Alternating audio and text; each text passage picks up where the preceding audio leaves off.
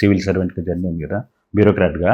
మీకు బిగ్గెస్ట్ అంటే ఛాలెంజింగ్గా అనిపించింది ఎపిసోడ్ ఏంటి? అంటే ఎక్కడ మీరు ఉన్నప్పుడు మీకు బాగా ఈ రోల్ ఛాలెంజింగ్ అనిపించింది అనేది ఏమైనా ఉందా? చాలా సార్లు అలాంటి సిచ్యువేషన్స్ ఎదురయ్యాయి.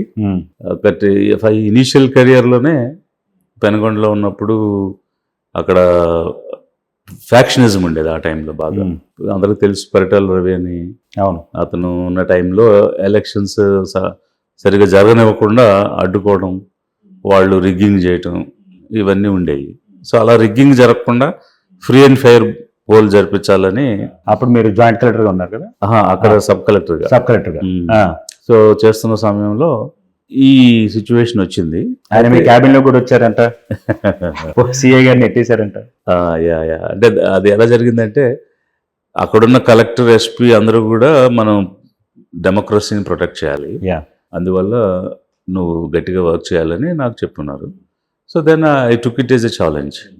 So I wanted to restore democracy, free and fair polls and peaceful. ఆ సిచ్యువేషన్లో ఎక్కడ అసలు హిండరెన్స్ ఉంది, దేన్ని వీళ్ళు అడ్డుకుని ఈ రిగ్గింగ్ అన్ని చేస్తున్నారని చూస్తే అప్పుడు బ్యాలెట్ పేపర్ ఉండేది. సో బ్యాలెట్ పేపర్స్ని వీళ్ళు ముందు రోజే కొంత హైజాక్ చేయడం, కొన్ని పోలింగ్ స్టేషన్స్ చేయడం, ఇట్లా చేస్తున్నారు అనమాట. సో అందుకే నేను ఏం చేశానంటే ఒక న్యూ మెకానిజం ఐడెంటిఫై చేసి మొత్తం మెషినరీ అంతా కూడా పంపించాం ముందే. ఓకే. బట్ బ్యాలెట్ పేపర్ పంపించలేదు. సో దాంతో వాళ్ళు షాక్ అయ్యారు. అసలు ఫస్ట్ అప్పటికి మొబైల్ ఫోన్స్ కూడా లేవు. దీంతో వాళ్ళకి కమ్యూనికేషన్ కూడా ఇష్యూ అయింది, వాళ్ళ ప్లాన్ అంతా కూడా సఫర్ అయింది. సో ఇంకా నెక్స్ట్ ఏం చేయాలో అర్థం కాలేదు. నేను పోలింగ్కి ముందు ఈ పేపర్ రీచ్ అయ్యేట్టుగా ప్లాన్ చేశాను. ఓకే. అందువల్ల ముందుగానే చేసే రిగ్గింగ్ వాళ్ళు చేయలేకపోతారు. అవును. అంటే వాళ్ళు 50% ముందు రోజు, 50% పోలింగ్ రోజు చేయడం అలవాటుగా చేసుకున్నారు అప్పటి వరకు. సో 50% కట్ చేసాం. ఓకే. అక్కడికి అచీవ్ అయిపోయింది. ఇక నెక్స్ట్ 50% వాళ్ళు చేయాలనుకున్న దగ్గర ఈ ఎప్పుడైతే వీళ్ళ ప్లాన్ ఫెయిల్ అయిందో వీళ్ళకి ఏం చేయాలో అర్థం కాలేదు. రెండోది బాగా ఎరాటిక్ అయిపోయారు. ఎక్కడంటే అక్కడికి వెళ్ళటం, వాళ్ళ మీద బెదిరించడం, ఏజెంట్స్ని కొట్టడం, బయటికి పంపించేయటం, ఏంటి అపోజిషన్ వాళ్ళకి నచ్చిన వాళ్ళందరినీ ఏ బూత్ అంటే ఆ బూత్కి వెళ్ళి ఇంకా అరాచకం చేయటం మొదలుపెట్టి, అది మనకు రిపోర్ట్స్ వస్తాయి కదా. వచ్చినప్పుడు ఎగైన్ వి ఐడెంటిఫైడ్ ఎన్ని బూత్స్లో ఎంతమందిని కొట్టి పంపించారు, ఏజెంట్స్ని తరిమి కొట్టారు, భయపెట్టి పంపించారని. అది కూడా ఒక లిస్ట్ కన్నా, అది నియర్లీ 73 బూత్స్ వచ్చినాయి out of 200. Okay. Almost 1/3 of the constituency. అవన్నీ రీపోల్ పెట్టాం మళ్ళీ. ఈ ఎపిసోడ్ ఎప్పుడు జరిగింది? ఆయన మీ ఛాంబర్ లోకి రావటం, సీఏ గారిని నెట్టేయడం, అది మళ్ళీ ఆయన వెళ్ళిపోతుంటే మీరు రైల్వే ట్రాక్ దగ్గర ఐసీపీ గారు. అది ఎలా జరిగిందంటే, మేము ఇంకా నెక్స్ట్ డే మార్నింగ్ ఇది ఎప్పుడైతే 1/3 ఆఫ్ ది కాన్స్టిట్యుయెన్సీ మళ్ళీ రీపోల్, అసలు ఇంతవరకు ఇండియన్ హిస్టరీలో ఎప్పుడు లేదు. ఏదో ఒక 5-6 బూత్లు రీపోల్ జరుగుతాయి, 73 బూత్స్ రీపోల్ జరగడం అనేది ఎక్కడా లేదు. అది రీపోలింగ్ యాక్టివిటీకి మేము ప్లాన్ చేసుకుంటున్న సమయంలో మాకు అప్పుడు అబ్జర్వర్స్ వాళ్ళు కూడా ఉన్నారు. వారు ఏం చేశారంటే, రెగ్యులర్గా ఎలక్షన్ జరిగిన రోజు ఇతను చాలా అరాచకం చేశాడు కదా, మళ్ళీ చేయడానికి గ్యారంటీ ఉంది, మీరు ప్రివెంటివ్ స్టెప్స్ ఏం తీసుకుంటున్నారని అతను మాకు ఒక నోట్ పంపించాడు. అది కలెక్టర్ వెంటనే నాకు పంపించాడు. ఓకే. పంపిస్తే నేను ఐ కన్సల్టెడ్ సీనియర్స్, అంటే లీగల్ ఎక్స్పర్ట్స్ వాళ్ళు చేస్తే, ఇంకా అతన్ని ప్రివెంటివ్ డిటెన్షన్లోకి తీసుకుంటే తప్ప ఫ్రీ అండ్ ఫెయిర్ పోల్ చేయలేము అనే కంక్లూజన్కి వచ్చాం అందరం, collector, SP, me and others. Okay. So రాగానే వాట్ దే సజెస్టెడ్ ఈజ్, నువ్వు అతన్ని ప్రివెంటివ్గా అరెస్ట్ చేయడానికి ఆర్డర్ ఇష్యూ చేయాలి అని అన్నారు. అంటే అప్పుడు కలెక్టర్ లెవెల్ ఇస్తే బాగుంటుందని ముందు మేము ఫీల్ అయ్యాము. But he said you better you give అని. I issued order. ఎందుకని అంటే వాళ్ళు ఆ రిస్క్ తీసుకోదలుచుకోలేదా, మధ్యలో మిమ్మల్ని పెడదాం? అదే ఇంకా మనం సీనియర్స్ కదా, మనం వాళ్ళకేం చెప్పలేము. So what ever it is, ప్రైమరీగా నేనున్నాను అదే రోల్లో, కాబట్టి ఐ షోల్డర్ ది రెస్పాన్సిబిలిటీ. నేను అది 144 సెక్షన్ అని ఉంటుంది, అది జనరల్గా 5 కంటే ఎక్కువ మంది రాకూడదు అనేది. అవును. అందులో బి అని ఇంకొక సబ్ సెక్షన్ ఉంటుంది, అదేంటంటే ఇండివిజువల్ని మూవ్ కారీయకుండా అరెస్ట్ చేయొచ్చు. ఓకే. ఆ క్లాజ్ కింద నేను ఆర్డర్ ఇచ్చాను. ఇచ్చిన తర్వాత అది ఇచ్చి మేము పోలీస్కి పంపించాం ఎగ్జిక్యూట్ చేయమని. తెలిసింది ఆయనకి. వెంటనే ఇంకా ఒక 5 సుమోలు వేసుకుని వచ్చేసాడు హడావిడిగా. ఈ ఆర్డర్ ఇచ్చినాక ఆయన వచ్చారు మీ దగ్గర? ఇచ్చిన తర్వాత. ఓకే. ఇచ్చిన తర్వాత మేము midnight, next day morning polling 7కి నైట్ డ్యూటీస్ వేసుకుంటున్నాం, అప్పుడు బికాస్ షార్టేజ్ ఆఫ్ టైం, అప్పుడు నా అర్ధరాత్రి ట్రైనింగ్ క్లాస్ అవును. అయిపోయింది, డ్యూటీస్ వేసి పంపిస్తా ఉన్నాము. అప్పుడు he entered in to the chamber వచ్చి ఇంకా అదంతా ఇంకా ఆల్మోస్ట్ సినిమాకి నథింగ్ లెస్ దెన్ మూవీ అన్నట్టు. బట్ మీరు యాంటిసిపేట్ చేశారా అంటే లేదు, నేను అసలు ఎక్స్పెక్ట్ చేయలే. ఆర్డర్స్ ఇష్యూ చేసాం, పోలీసులు వెళ్తారు, వెళ్ళి అతన్ని డిటైన్ చేస్తారు అనుకున్నాం తప్ప సడన్ గా ఇతను ఇట్లా రియాక్ట్ అయిపోయి వచ్చేస్తాడని ఐ డింట్ ఎక్స్పెక్ట్. ఓకే. మేము మంచి బిజీగా వర్క్ చేసుకున్నాం, 12 దాటిపోయింది నైట్ ఆ టైంలో. సో వచ్చి ఏమండి మాకు ఆర్డర్స్ ఇచ్చారు అది ఇదని ముందు మర్యాదగా మాట్లాడాడు. అంటే మేము law and order situation assess చేసుకుని ఏది అవసరమో అది మేము చర్యలు తీసుకుంటాము as a sub division magistrate, it's my duty అని చెప్పేసి అంటే ఏంటా ఇచ్చేది, నేను ఒక ఎక్స్ మినిస్టర్ని, సిట్టింగ్ ఎమ్మెల్యేని, నా మీద ఆర్డర్ ఇస్తావా ఇదని ఇంకా చాలా గట్టిగా అంటే సరే ఇప్పటి వరకు మీరు మర్యాదగా మాట్లాడారు కాబట్టి ఎమ్మెల్యేగా నేను కూడా మీకు మర్యాదగా మాట్లాడాను, ఇలా మీరు ఏకవచనంతో మాట్లాడితే నీకంటే 10 రెట్లు ఎక్కువ గట్టిగా అరవగలను, 10 రెట్లు ఎక్కువ సమాధానం చెప్పగలను. కాబట్టి అక్కడ ఇన్స్పెక్టర్ ఉన్నాడు, అసలు నేను ఆర్డర్స్ ఇష్యూ చేసినాక ఇతను ఇంకా బయట ఎందుకు తిరుగుతున్నాడు, తీసుకుని లోనేయండి అని చెప్పి ఐ షౌటెడ్. ఓకే.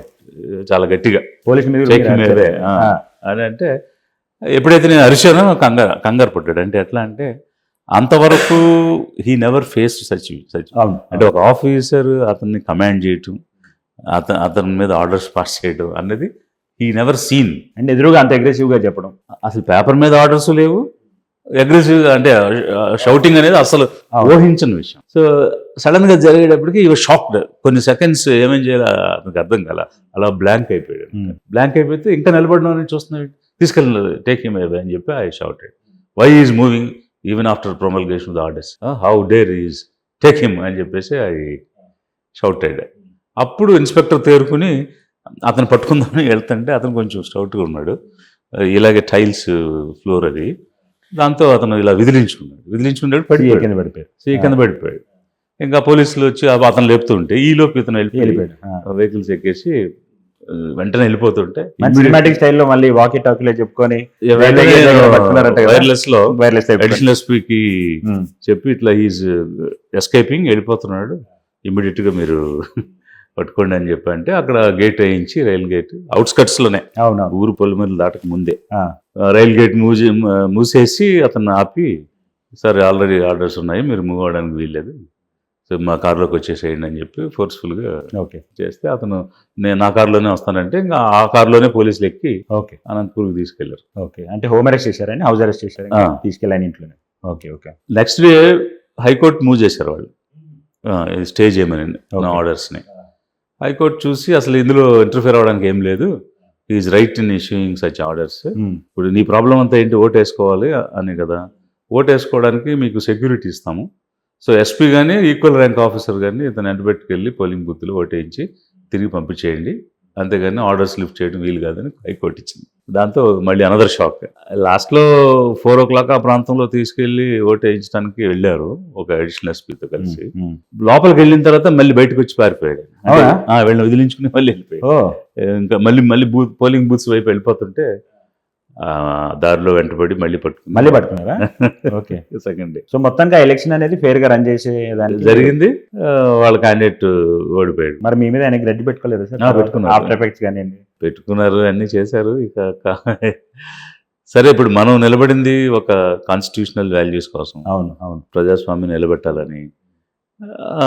ఇంకా ఇలాంటివి ఎదురవుతాయి, బట్ అలాగని మనం అంటే చాలా తక్కువ మంది ఇంత డేరింగ్ స్టెప్ తీసుకొని బోల్డ్ గా, అంటే పైటాల రవి గారు అంటే నాట్ ఎ స్మాల్ ఫిగర్, అంత పవర్ఫుల్ లీడర్ అయినా, అంత అగ్రెసివ్ లీడర్, ఈ can go to any extent. అప్పట్లో అది వెల్ నోన్ ఫ్యాక్ట్ కదా. అవును. సో అలాంటి టైంలో మీరు అంటే ఆ డెసిషన్ తీసుకున్న దానికి ఇంపార్టెంట్ పాయింట్ ఏంటి? మీకే అసలు భయం కానీ ఇటువంటి ఏం అనిపించలేదా?